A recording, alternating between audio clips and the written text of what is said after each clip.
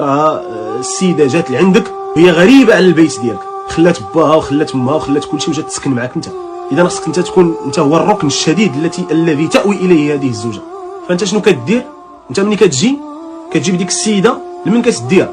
كتدي السيده لعند امك، الام ديالك هذيك امك ماشي امها هي، هذيك الام ديالك انت. الا كانت امك وحش، امك انت راه ماشي امي انا ولا ام شي واحد اخر، راه امك انت عليك خصك تحملها لانها امك انت. راه ما يمكنش انه الناس يتحملوا امك الا كانت وحش، الا كانت امك طاغيه وظالمه ما يمكنش يتحملوها الناس، وما يمكنش تفرض على شي واحد يتحملها.